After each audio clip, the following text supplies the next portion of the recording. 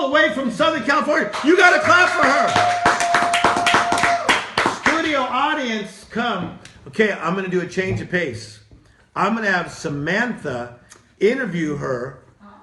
All right, ladies and gentlemen, all the way from that couch, give Samantha a clap. She's going to interview her. Oh my gosh, give him another clap. All right, well, how's it going? I love this. I know. I can hug her. Girl power. Okay, so I was sitting here and I was thinking about this awesome flow that we have here on the World Shakers today, and about overcoming, and about really just pushing through, and even some of the things he was just talking about. I just want to hear from you, because we're all here because of what's going on at the congregation and the study and with Tim. And so he's been asking some questions, but just I would love to hear from you also. What inspires you, or what is it that you feel like you receive the most from being around the life coach to the stars, and we're calling him now America's life coach, right? About being around him, what are some of the things that you've grasped?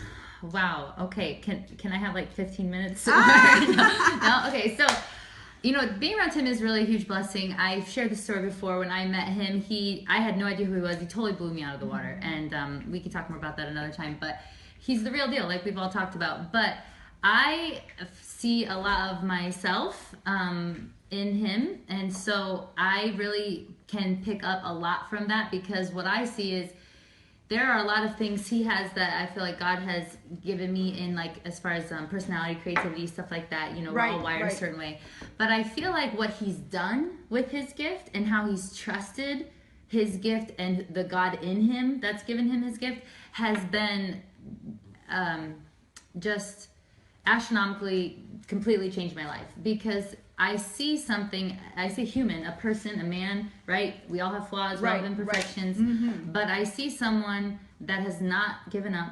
I see someone that has chosen to continue forward each time, even when there's setbacks. And I also see, like you were saying, guarding your positivity, because I have that personality, right? But I so quickly and so easily let other people or circumstances or situations, drag that down. Like last night, for example, my son's been sick for a week, and so he's been contagious. I know, little Roro, and it's been hard, because he's this peppy, awesome little kid, and he's been down, right? And that's been really hard. And now it's night after night after night of not sleeping and struggling. He has croup, that cough, and so it's been scary. We almost took him to the ER, just lots of stuff. And last night, he woke up 5 or 6 times, and I couldn't get him to calm down. And that's, as a mother, right? That's hard when you feel like you're not doing your job for your children. So you're taking those. Applying those principles. So I'm taking those principles and saying, you know what, I have a choice here to get negative, to be frustrated, but I'm going to guard my positivity. Even my child's not trying to harm me here, but it's affecting me. So I feel like watching him has really given me the courage to say, you know what, if he can do this, I can do this. And that's so important. Exposure to people who do things in a positive flow, it totally changes the way you do it. Now, one thing that I feel like I heard overlapping everything you said is identity. Really, when it comes down to it, is identity. And I think that we can all say that. There's something about being around Tim's story that makes you feel like you see a piece of you in him, right? And I think that that's so key, that we understand, though, that it doesn't matter where you are. No matter whether you are a girl from Michigan that's done amazing things in entertainment and has this awesome family, is blossoming into this great ministry, or whether you've been in ministry, 13 years like my husband and I, and all of these different ones. You got Joseph, who's just living the life, and his nephew, who's also living the life. All of us are so different, but yet we are all walking. And the people that he life coaches, we're all walking because we see something in him that triggers something in us. And honestly, you guys, that's what it's all about. That's why being a part of the 5 lessons for 99. I know, I'm doing that. As soon as I get home, I'm so excited, and I can just see him almost every day, right? Awesome. So you're talking about how that positivity changed the way that you flowed with your son, right? Now, when it comes to your career and the things that you're doing, even in music, how is everything that's going on really expanding you as far as your creativity and how you're applying? he's checking in on him because Tim said he believes in him, right? So I feel like I spend a lot of time with the Lord in deep meditative thought and prayer, and I talk about that a lot on some of the Facebook Lives. Even you've joined me with some of those, and Tim as well. And I talk about how it's so important to really spend time quieting yourself with the Lord, because when you commune with the Lord in your heart and who you are, it affects every part of what you believe, every part of the way that you act, every part of who you are, right? So I feel like what this all has been doing for me is reminding me of what God has already said about me, that he believes in me, that he's gifted me, that the gifts that he's called he will not take away, the gifts that he's given, you know, that the person that he's created me to be is a person with purpose, a person with a plan, a person with hope, you know, as it talks about in Jeremiah, that we love that verse, but do we really take it to heart, you know? And so I've been in my quiet time, and even in my day-to-day, and even with my career, but trying to take this to heart. And so what that means is, like you guys said earlier, doing the hard stuff first, conquering it head on, saying I believe in myself, being willing to put myself out there. You know, a lot of times we had this great group, and your son Makai was there with the congregation for the young adults, and it was just an incredible time of just getting to know each other and really being honest and being real with each other. And one of the things that was like a key theme, you're talking about identity, is people not being afraid to share who they are, you know, and always feeling like something's coming against and combating that against them, right? Not being able to share who they are. And I feel like what's been life-changing for me in all of this is being willing to be who I am and to let that out in my music, in my creativity, you know, in my career, in my speaking, in my home life, in my family, and not being afraid of how it's going to be received or what people might think or etc. But just be who I've been created to be, like we said earlier, with a purpose, with a call, with gifts. Absolutely. And I love what you said about how you spend that time in prayer, in meditation, in, you know, connecting with God, to have that strength, to have that perspective, to be in that place where your perspective is driving you forward and giving you the courage to be you, because you're awesome. And so are you, right? Each and every one of us are. And that is why those connections are so important.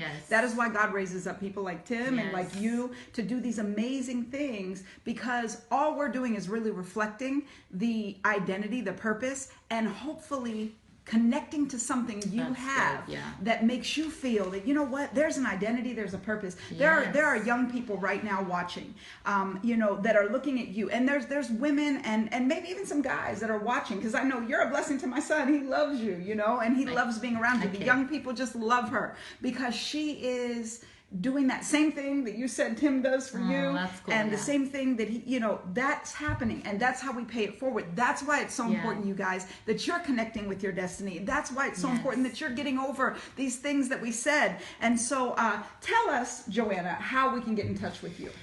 Facebook right here at Joanna Beasley Official, and that my website joannabeasley.com has different contact points for life coaching, for singing, worship leading, and for speaking. And I just want to encourage all of you guys. I mean, I'm loving I'm sitting back there watching you and Mike, and I'm like, Tim's talking about, you know, how to make your dream reality. I'm taking notes. I'm like, I'm looking all this stuff up, you know.